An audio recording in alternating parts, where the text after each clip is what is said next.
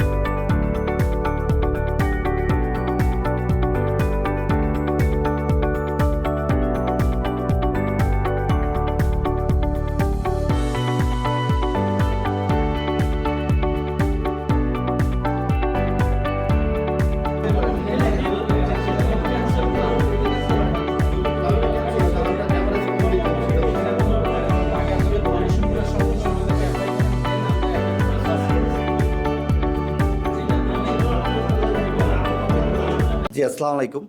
আসলে আমরা যে বর্তমান বিজনেস মার্কেটে প্রত্যেকটা বিষয় নিয়ে যে আমরা ম্যানুফ্যাকচার করি, সেক্ষেত্রে সাপ্লায়ার এবং প্রোভাইডারের ভিতরে প্রত্যেক বিষয়েই একটা এগ্রিমেন্ট থাকে যে আমরা ব্যবসা করতে হলে সবাইকে দরকার, সাপ্লাইকে দরকার এবং বায়ার সেলারকেও দরকার। সেক্ষেত্রে দেখা যায় যে এই এগ্রিমেন্টটা কীভাবে করা যায়, নেগোসিয়েশন করে কীভাবে একটা সন্তোষজনক অবস্থানে আমরা নিতে পারি, সেটাই আসলে এখানে একটা বড় গ্যাপটা আমরা খুঁজে পেয়েছি যে কিভাবে কি করলে তাদের সাথে নেগোসিয়েশন করলে রুট কস্টটা বা কোন ধরনের প্রবলেমগুলো আমাদের কাছে আসে, এটা থেকে একটা শিক্ষা যে বায়ার আমাদের কাছে কি চাচ্ছে, আমি তাকে কি দিচ্ছি, এর দুইটার ভিতরে নেগোসিয়েশন করলে আমাদের এটা একটা ভালো ব্যক্তি জীবনে। ঠিক আছে, নতুন কি কি পাইছেন আজকে করার পর?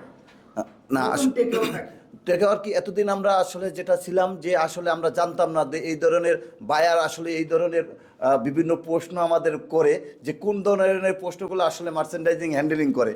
ঠিক আছে, আমাদের মার্চেন্ডাইজার যখন অর্ডার নেয় যে কীভাবে করে, আজকে আমরা পেলাম যে আসলে বায়ার আমাদের সরাসরি অনেক প্রশ্ন করেছে যেটা আসলে আমরা আসলে প্রস্তুত ছিলাম না ওই প্রশ্নের অ্যান্সার দেওয়ার জন্য। তারপর আমাদের নিজস্ব চিন্তা চেতনা উত্থাপন করে আমরা সেগুলো অ্যান্সার করেছি। এটা একটা ভালো শিক্ষা যে আসলে আমাদের অনেক জানার আছে, আরও অনেক জানতে হবে, যে এটার মাধ্যমে আমরা অনেক শিক্ষা অর্জন করছি আর কি। কে বলবেন নাম স্যার? আসসালামু আলাইকুম।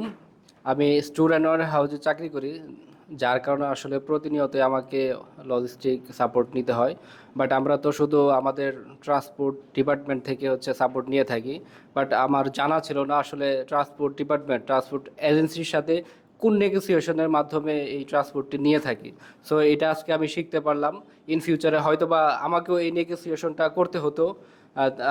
আজকে আমি একজন ট্রান্সপোর্ট এজেন্সি প্রোভাইডার হিসেবে একজন বায়ারের কাছে আমি একটা ট্রান্সপোর্টের ডিল করলাম, তাকে আমি মান্থলি প্রোভাইড করব।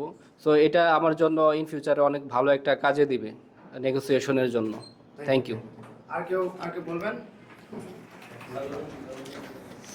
জি, আসসালামু আলাইকুম। আমরা আজকে সাপ্লায়ারদের সাথে কথা বলেছি ট্রান্সপোর্টের এগ্রিমেন্ট নিয়ে। বিশেষ করে এখানে আমাদের আলোচনা হয়েছে যে আমরা আসলে রিস্ক অ্যান্ড লাইবিলিটি কে কতটুকু নিবে সেটা ডিসকাশন হয়েছে।